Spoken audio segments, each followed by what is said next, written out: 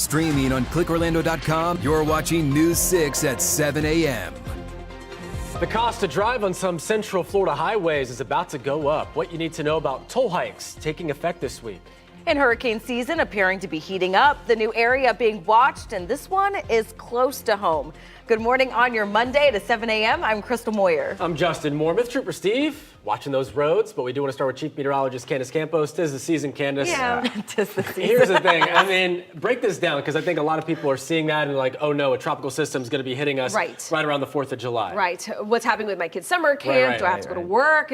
I know, I get it. The questions come surging in. No, I'm not concerned about this. This is one of those that tends to happen at least once or twice a year, that we have basically either it's an old front or an old low that sometimes kind of gets some of that warm water off either of our coasts that could potentially develop into something. Right now, our waters are juiced and they're ready to develop something out there. The big question is will all the factors kind of line up to possibly get something going? So as of right now, it's a 20% chance of potential development. We can talk about a development in the Gulf. It could be out in the Atlantic. We still don't know. So basically what we're looking at is a big, broad upper level low. That's going to be bringing us some rain over the next couple of days. But we're also watching a cold front coming in at the same time. So kind of the combination of the two could spin something up, maybe a subtropical or tropical depression by the end of the week. But really, regardless of if it does get a name or not, we're looking at some tropical downpours stretching even into the 4th of July weekend. We'll have more details on what the next 7 days looks like locally coming up in just a bit. Now let's check on those roadways with Trooper Steve. He's got your News 6 traffic update. Is everyone ready to start off their Monday? Go ahead. I am. Here we go then. Oh. There we go. That's not a beer. That is not. That's not my caffeine ready to start the day off here. Oh, that sound alone can get you going, right? All right, westbound I-4 right now to downtown Orlando. 16 minutes, even after the earlier crash that we had. There is a slight delay. I'm not fibbing to you. You're going to slow down just a little bit here at Maitland, but all your lanes are open. It's just as you approach that area, there's some first responders waiting for the tow trucks to get rid of those crashes. We'll be clear here within the next few minutes, to the point where the delay is not even registering on my map anymore. So we were kind of slow, back up to some speed limits. Let's check out some other roadways and we're going to move on for the rest of the morning. 408 westbound towards the Florida Turnpike looking good. Even 429 on your Monday, 0 delays. Guys, back to you. All right, looking good. Thank you, Steve. This morning, we're waiting to see if one of suspended Sheriff Marcos Lopez's co-defendants will appear before a judge. Sharon Fedrick was expected to formally enter a plea weeks after being charged with being part of a multi-million-dollar illegal gambling operation. News 6's Angie Casada, live outside the Lake County Courthouse. What do we know about Fedrick's involvement in this, Angie?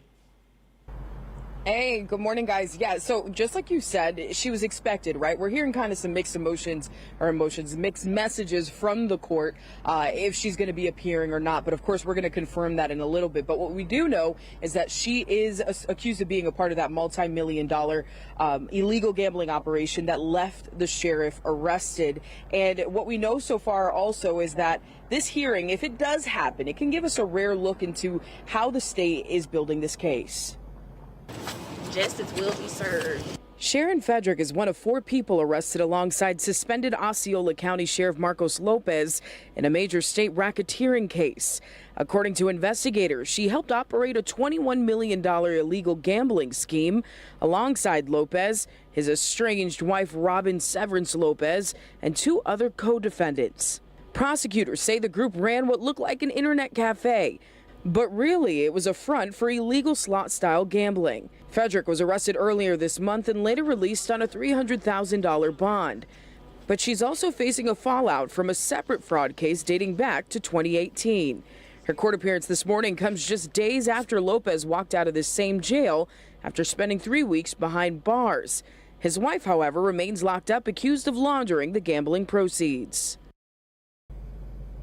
Now, again, this morning, we're still trying to figure out if she will appear before a judge. Again, mixed messages from the court, but we're going to definitely find out. And if she does appear, will be there and give you any new developments. Reporting live in Lake County, Angie Casava, News 6. All right, we'll check back in. Thank you, Angie. This morning, an 18-year-old is being held without bond, charged with a deadly shooting in Leesburg. The victim was found on Friday night on Tuskegee Street, not far from Carver Middle School. The 20-year-old was rushed to the hospital but didn't make it. Police say the suspect, 18-year-old Cameron Pickard, turned himself in later that night after his father drove him to the Leesburg Police Department. He now faces premeditated murder charges.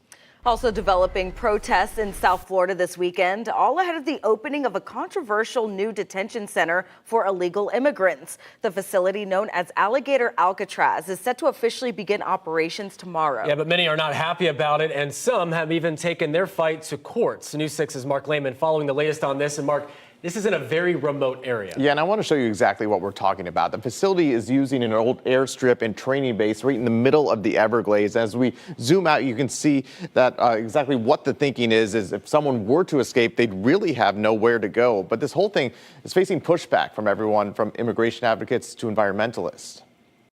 We're here to show that we care about this land. From the heart of the Everglades, crowds gathered over the weekend to protest construction of a detention center for illegal immigrants dubbed Alligator Alcatraz. We're not going to just let this happen. We're not going to back down and just kind of let them do whatever it is that they want. The demonstration coming on the heels of a federal lawsuit filed on Friday. The environmental groups behind it say the facility threatens ecologically sensitive areas.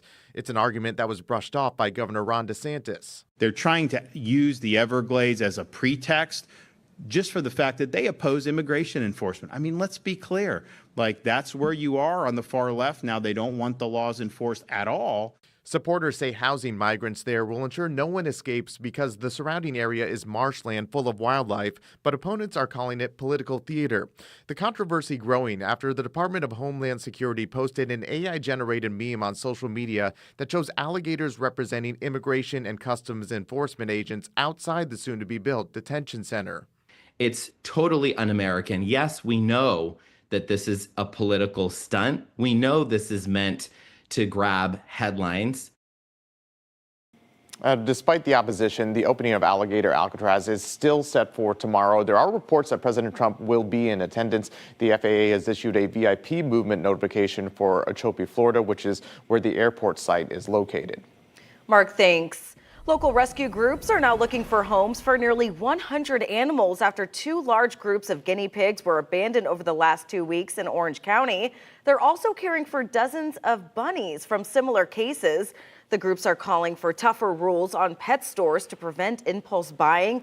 If you have any interest in adopting a guinea pig or bunny, you can reach out to Space Coast Bunnies or Little Friends of Guinea Pig Rescue of Brevard. We've posted their contact information on clickorlando.com. Residents at a senior living complex in downtown Orlando are waiting to find out when they can finally go back home. They were forced to leave after a huge water leak flooded 24 units in the Kinneret Apartments early Friday morning.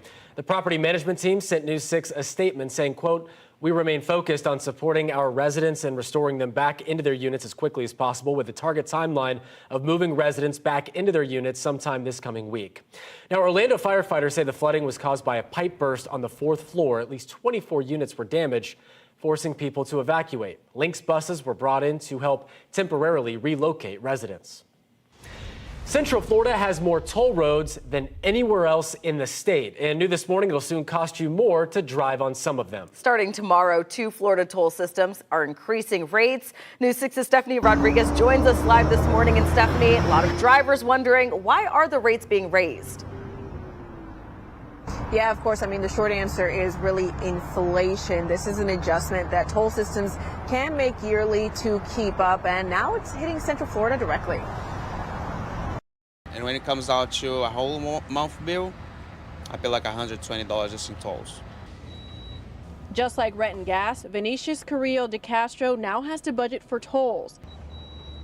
The cost has been adding up, and it's about to go up again. Makes me feel like yo, I'm going to have to put tolls as one of my personal expenses, as one of priorities. 2 Florida toll systems will increase rates on July 1st. Well, hopefully they don't stick them up too much. Here's what we found. In Tampa, tolls will rise by about 5 cents.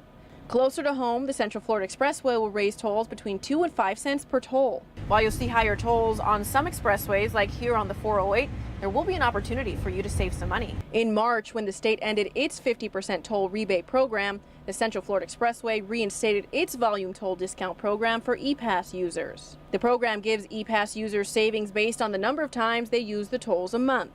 We spend a lot of time on the highway going to different places within Florida. So we cross those tolls about at least 30, 40 times a month. So we do get some of the discount. The Central Florida Expressway uses that money to maintain, build, and operate its 125-mile system. But for drivers, the rising tolls are a toll on their finances. Either I take a 51 minutes way with no tolls, or I take the 31 and pay like $60 just to go to work and to come back also $6. While Central Florida and Tampa are getting increases on July 1st, both Miami and the Turnpike plan to leave rates unchanged. So that discount program for the Central Florida Expressway does only apply to E-Pass users. So if you have a SunPass or another transponder, you might want to consider switching to E-Pass so you can get that discount. Reporting live in Orlando, Stephanie Rodriguez, News 6. $120 a month. Wow, that is racking up. All right, thank you, Stephanie. Let's turn back to your weather now. It is 7:10 in the morning on this Monday. Chief Meteorologist Candace Campos talking about the wetter pattern that we are now in. And we're going to be racking up a whole lot of rain. So I want to kind of just focus on that because I know everyone's kind of looking at the big blob that the National Hurricane Center has highlighted around Central Florida. But that's not the concern for me personally, is not the development. It's actually the flooding and the drought concerns that this system is going to be bringing with it, or at least drought busting, right? So let's talk about the water vapor imagery right now. As you can see, it's a broad upper level low. This is one of two different rainmakers that are going to continue to enhance our rain chances for the next several days.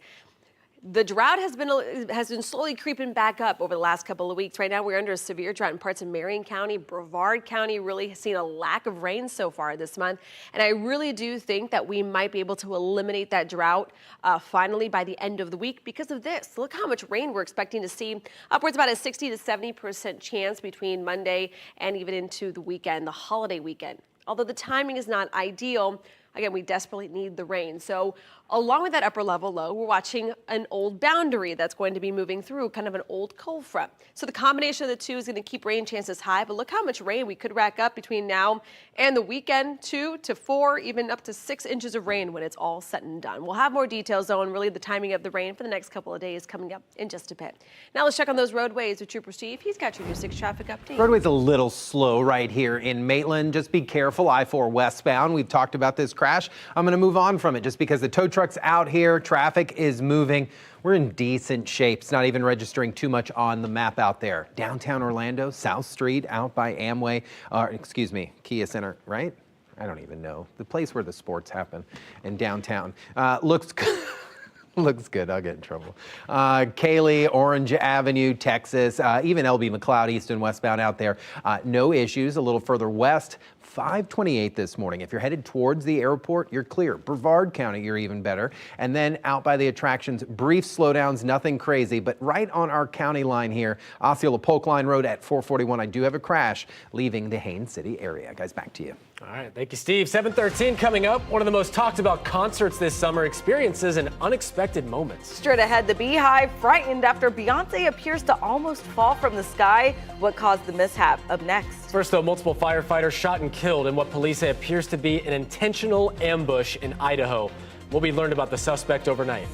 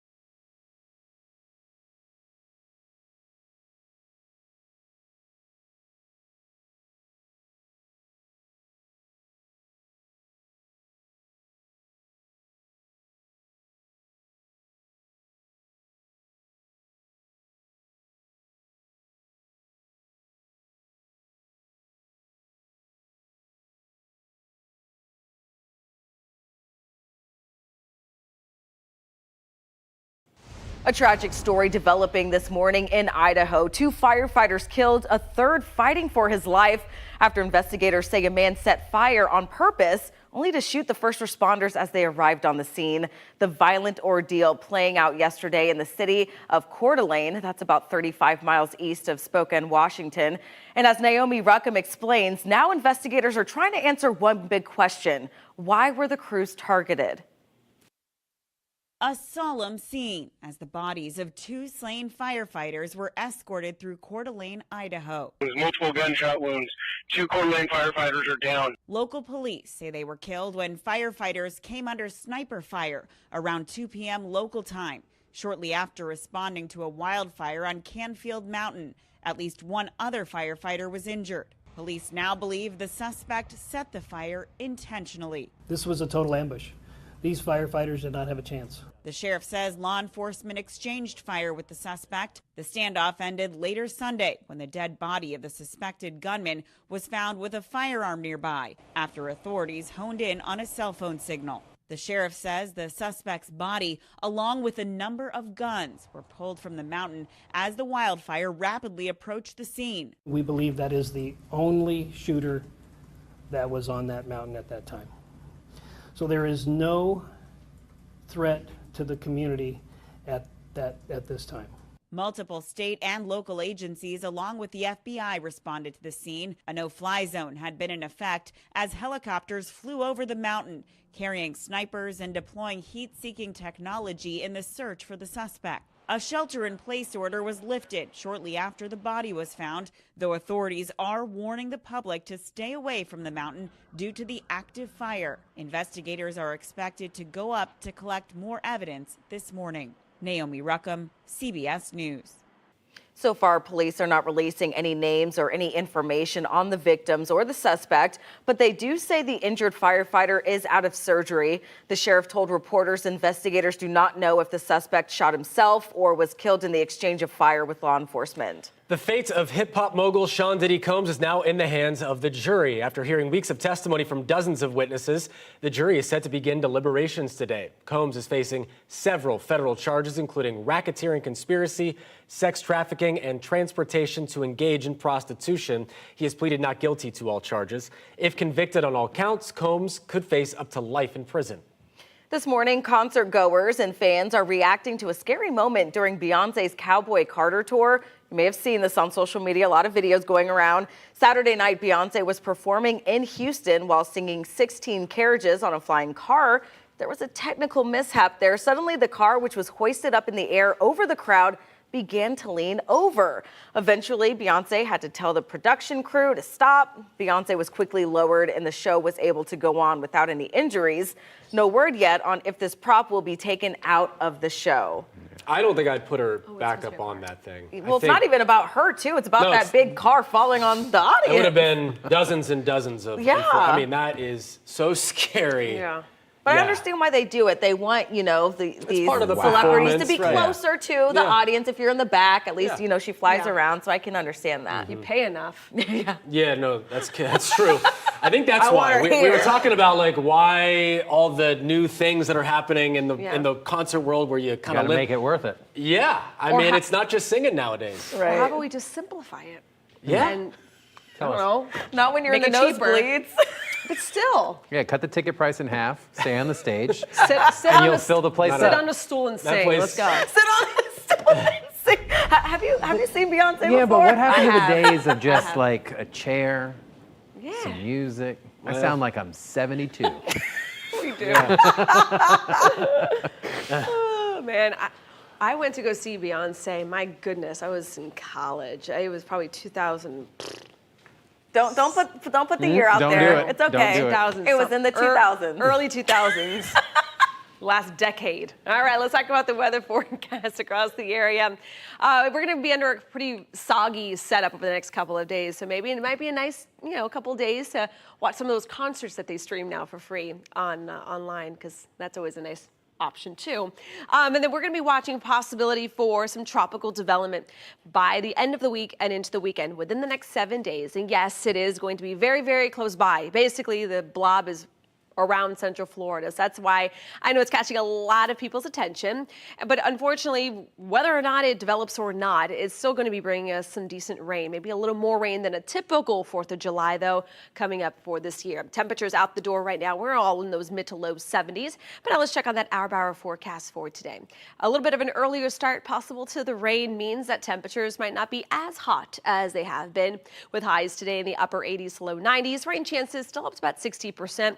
I do see the coverage becoming a little more widespread throughout the rest of the week. You can see here clouds and rain forecast still picking up some of those heavier downpours across the northern zones. I don't see this entire area here under that heavy rain. Maybe a little bit of scattered showers this morning, but really I don't see it turning to that level. Then into the afternoon, more of those west to east coast sea breeze, showers and thunderstorms could actually linger as late as about 8, 9 o'clock. Today's rain chances are a little more sporadic. Our sea breezes aren't extremely well-defined this afternoon, where then on Tuesday, notice how much more defined the sea breeze will be. You can see it lines up nicely by about 8 o'clock, rocking thunderstorms. But along these thunderstorms, although we're not looking at anything severe, the threat for flooding will start to increase throughout the next couple of days, as a lot of these slow-moving storms will be likely. Now, the reason for it, we have one upper-level low that's going to just skirt the coastline, and then we have another cold front. That is the culprit for what could become something tropical in the next couple of days. But notice the big surge of moisture that will stick around through Thursday and Friday. So this is the blob that everyone's been talking about for the last day. Right now, the National Hurricane Center is highlighting it, giving a 20% chance of development within the next 7 days. It's from that front that as it turns stationary, there'll be thunderstorms on both coasts. So where could a low possibly develop? We'll have to wait and see and iron out those details, and that will decide what kind of 4th of July we're looking at. In the meantime, though, we're keeping rain chances elevated, but notice with a lot more rain-cooled air in place, temperatures won't be too hot. We could have a stretch where highs stay below 90 degrees. Now let's check on those roadways with Trooper Steve. All right, Osceola County. Pay attention, we do have a crash out here at Osceola Polk Line Road at 441. So it's predominantly on 441 in the northbound direction. So if you're Point Siena and you're going to choose maybe Point Siena Parkway this morning, this one could slow you down. So just be cautious. It does have roadblock in that area causing, and then that intersection's real small. That's an area that definitely needs some work. Eastbound I-4 right now by 535 a little slow, but we're not bad out there now that we've cleared up that I-4 crash. So 528 out there by the Turnpike, that little interchange, east and westbound with no issues. You can see that delay is still there on I-4 at Maitland, but all your lanes are open, so we're doing pretty good out here. No other crash to currently report to you. And then up in Sanford, look at that, I-4 at 417, all clear. Guys, back to you. Thanks, Trooper Steve. This year's stockpile of fireworks may be smaller. Still ahead, what one major retailer is saying about prices. At the bottom of the hour, it's soccer fever in Orlando. The millions expected to flow into Central Florida thanks to the FIFA Club World Cup, and now local bars and businesses are responding to the busy crowds.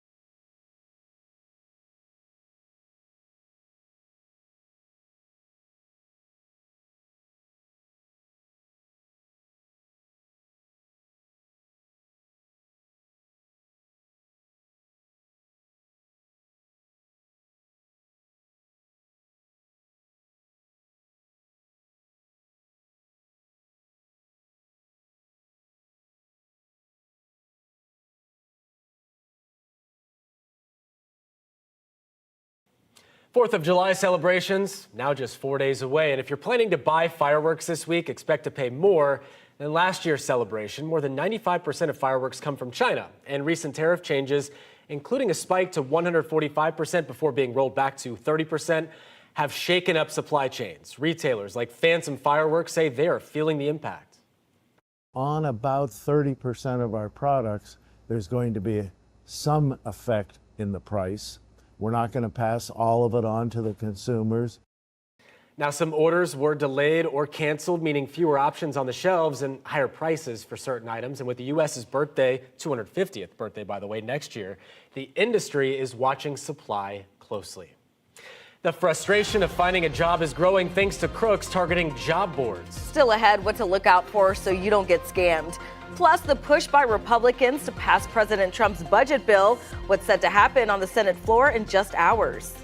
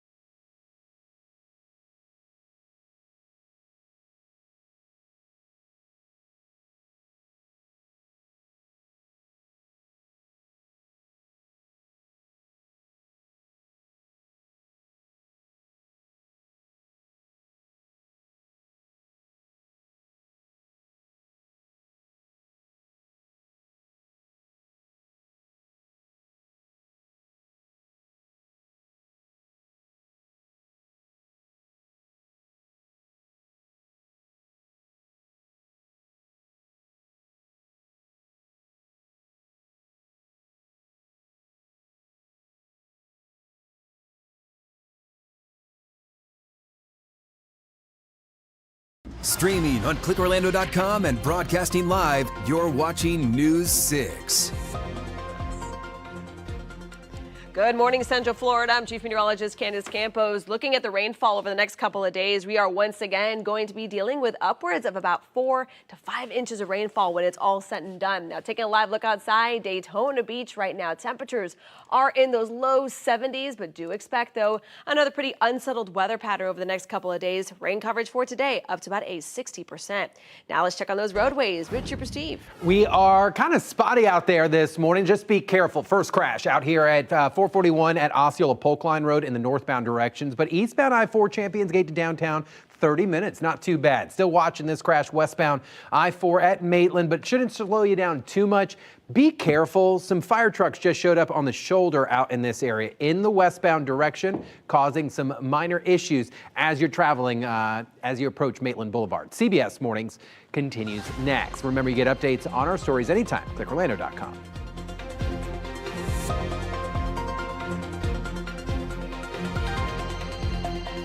Streaming on clickorlando.com and broadcasting live, you're watching News 6. Hey, thanks for joining us at 7:30 on your Monday. Let's get a check of our top stories. In just the last half hour, we have learned one of the co-defendants of suspended Osceola County Sheriff Marcos Lopez will not be appearing in court after all. An arraignment was set for Sharon Fedrick following her arrest on racketeering charges last month, but that has now been waived. There were big protests in South Florida this weekend, all ahead of the opening of the so-called Alligator Alcatraz tomorrow. The facility in the Everglades will be used to house thousands of illegal immigrants. And we'll have to keep a close eye on the tropics this week. There is a chance something could try to bubble up close to home just in time for the long 4th of July weekend ahead. That's okay. We're not going to panic. We're not going to panic. We're just going to toss it over to Chief Meteorologist Kenneth Campos to break it all down. Yeah, let's break it down. At the end of the day, this is not uncommon for us to get some sort of area to watch nearby Central Florida. And that's because basically we're watching a weakening cold front. We have an upper level low, so there's a lot of spin, there's a lot of moisture. The waters are warm enough, so why not possibly develop into something, right? So at this point in time, the National Hurricane Center is just keeping close tabs on it, highlighting basically the Gulf and the Atlantic. Somewhere in this vicinity could we develop something, giving it about a 20% chance of doing so. Now, whether or not it develops, the weather is going to be pretty much the same.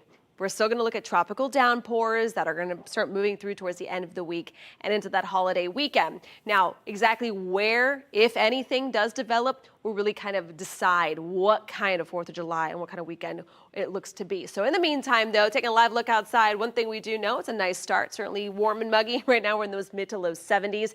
But again, we're watching the first of 2 different rainmakers. Today and tomorrow, it's all going to be about this upper low. Rain chances do go up to about a 60%, but what's the rest of the week looking like? We'll have more details on that coming up in just a little bit. Now let's check on those roadways with Trooper Steve. He's got your News 6 traffic update. One thing, though, that I keep hearing that you said that stuck out in my mind. It's a rainmaker, but you are not concerned. So we're going to be good to go. Just make sure you're weather aware, paying attention, plans. Just need to know when it's going to be in your area. Right now, Osceola County, be careful. I do have a crash causing some issues along 441 southwest end. I'm talking Osceola Polk Line Road west of Intercession City.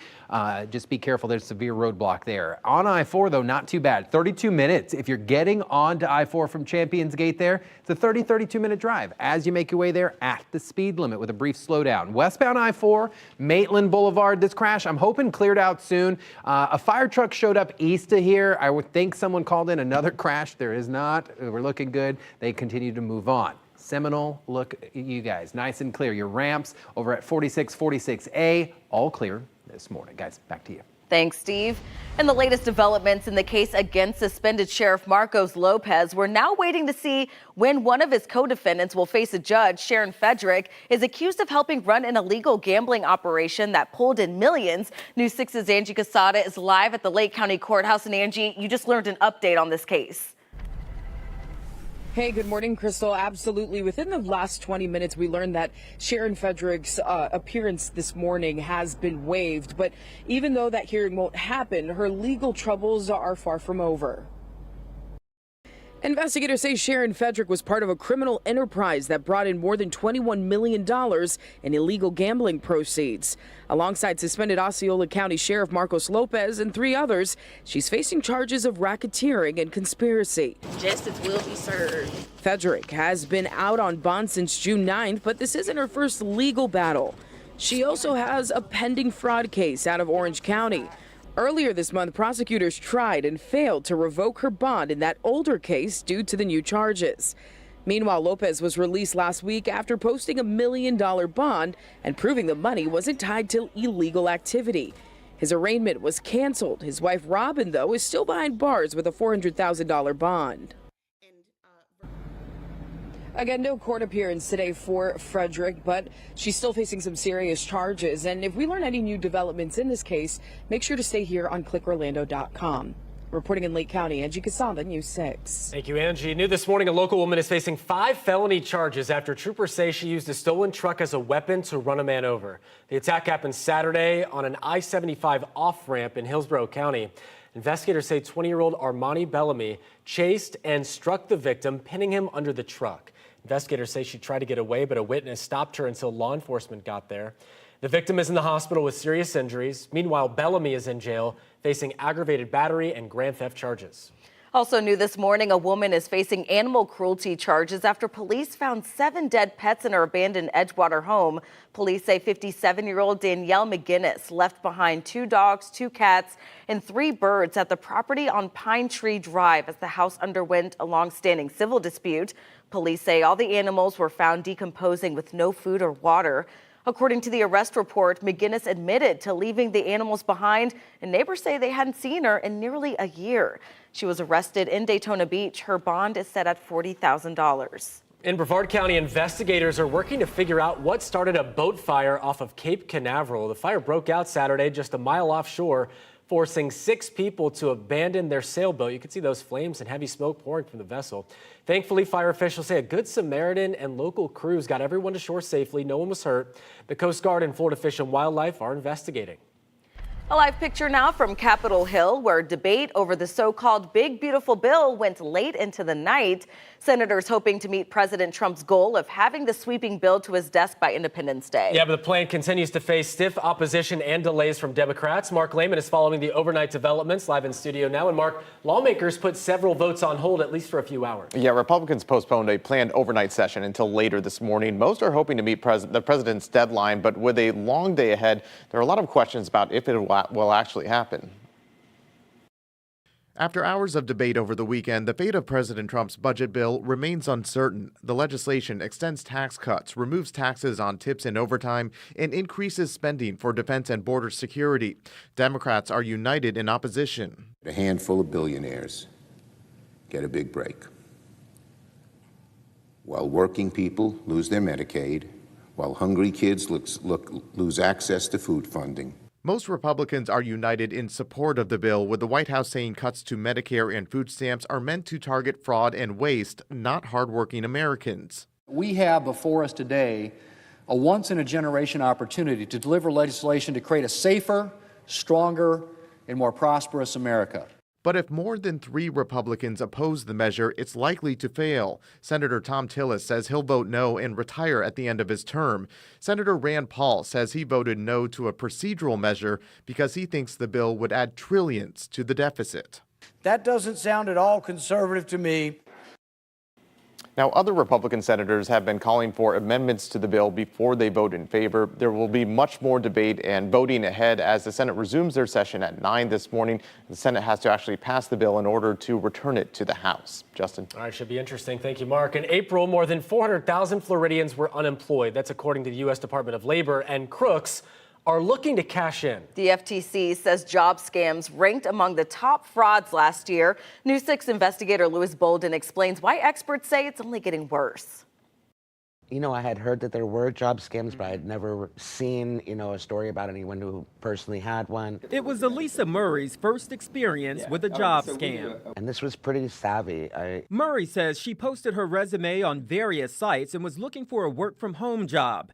So when she got this email saying, "We came across your resume on Career Builder's database and would like to invite you to an online interview," she thought she had scored. When you see the emails and things, they're very authentic looking. There's nothing there to alert you that this was going to be a problem. Murray agreed to the interview with a person pretending to be from Anthem Blue Cross Blue Shield. She was told Mr. Dwayne Prescott, the Assistant Human Resources Manager, would conduct the interview. She was sent a Teams link and an interview code. It was an extensive interview. I've been to several interviews in my life, and this one, when he asked all the right questions, it was very authentic. Later, Murray got this letter of employment telling her she got the job as a customer service representative. Then she was sent a check for almost $2,500 as a signing bonus and for her to purchase a laptop. But when she deposited the check, her bank notified her it was fraudulent. When I found out the check was fraudulent, the first thing I thought is this a money laundering thing? Typically, when crooks send you a check, they have you deposit it in your account, and then they come up with a reason for you to return the money before the bank realizes the check is bad. Murray's bank caught the scam before that could happen. When applying for jobs, investigate the company. Don't just look for a website. Make sure they are registered with the state where they operate. Remember, don't fall for the scheme, don't get ripped off, but if you do, email me at theinvestigators@wkmg.com. I'm Louis Bolden, News 6. 7:39, just about 7:40 on your Monday, a weekend that really had a lot of wet weather moving through. Chief Meteorologist Candace Campos, more on the way when it comes to the rain. Yes, and that's certainly going to be the case. So the next 7 days, best plan is just make sure you have that rain gear with you at all times, because at the end of the day, we are looking at some tropical downpours that will continue to work into the area almost every afternoon. So right now, looking at the radar, we had some early morning rain in our northern zones, starting to fire up some of those scattered showers moving in off the coast there in the Gulf. As of now, though, the majority of Central Florida looking dry, maybe a few spotty sprinkles right now. Taking a live look outside, just a beautiful start to the day. You can see how nice and calm the waters are out there. Right now, we're in Daytona Beach at 72, same in Melbourne, 73 in Orlando and Sanford. Haven't had a chance to talk beach forecast all morning long. We got a lot of things to talk about, but in case you do want to enjoy the sun and sand, it is going to be breezy at times, still looking at a moderate risk of rip currents. But then as we progress into the afternoon, rain chances back up. Not as high as where they were yesterday and nowhere near where they'll be later on this week, as rain chances today about 50 to 60%. They'll go more like 70 to 80% as we wrap up the work week. Looking at our forecast highs today, tomorrow, we're all going to be into those low 90s. But again, we're talking about much needed rain that, although something could turn more tropical in nature by the end of the week, it certainly will help kind of bust our drought that has slowly been sneaking up for the past couple of weeks. We'll have more details on the timing of the rain, how much rain we can see, and of course, a quick look at the tropics coming up in just a bit. Now let's check on those roadways with Trooper Steve. Roadways aren't horrible. They're not great. It's just routine out there. That crash still hanging out, but the icon went away. Lets me know maybe we've cleared up some lanes. Osceola Polk Line Road at 441, west of Intersection City, east of Champions Gate, that southwest portion down here. A lot of you guys use Poinciana Parkway to bypass traffic. This morning, you might run into a little bit of delay. Tow trucks have showed up out here, westbound I-4 at Maitland. This has been the kind of the pain in our side all morning long, just because we had lanes blocked. Now they're open, but then the delays there. So just be cautious. 10 extra minutes, please, so that you don't have a secondary crash out there. Seminole County, you guys look good. And then if you're on I-4, maybe headed east into Orange City this morning, no crashes. A little bit of delay out there by kind of the Saxon area and Deltona, but residentially, Saxon, Deltona, you guys are looking real good this morning. Guys, back to you. Thank you, Steve. FIFA fans aren't just packing the stadium this week, they're packing local bars and restaurants. Coming up, how businesses are gearing up for a soccer surge and why city leaders say this could help lure an NFL team to Orlando.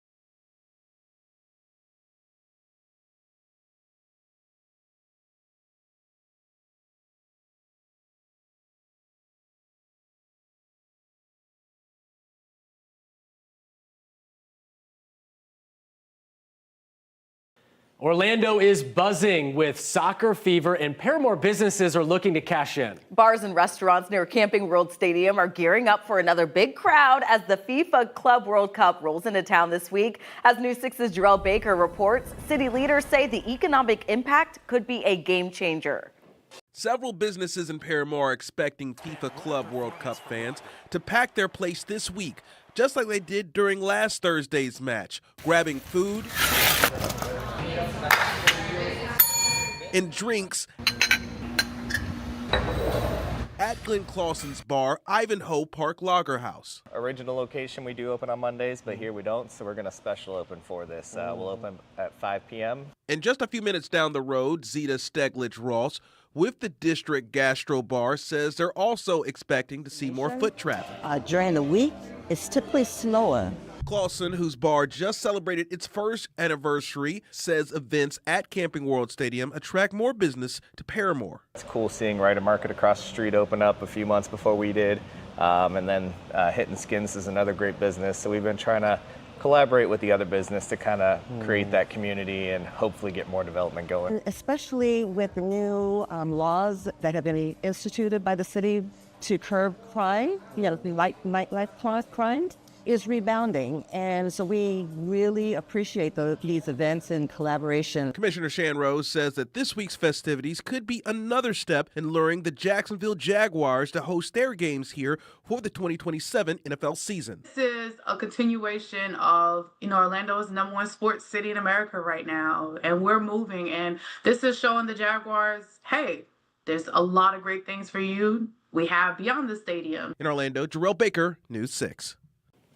Well, happening today, it's the last chance to join Lake County's Growth Management Workshop Series. The county is wrapping up this 4-part initiative focused on balancing growth with preserving natural resources and improving infrastructure. Today's session centers on collaborative municipal planning through joint planning agreements. It's open to the public, but be aware this workshop does not involve public comment. County leaders are urging neighbors, business owners, and local officials to participate. It starts at 1 this afternoon. Also happening today, UCF is moving forward under a new police chief with the official swearing-in ceremony set for this afternoon. Robin Griffin Kitzero brings more than 30 years of law enforcement experience to the role. She will take over for Chief Carl Metzger, who is staying on as Associate Vice President of Public Safety.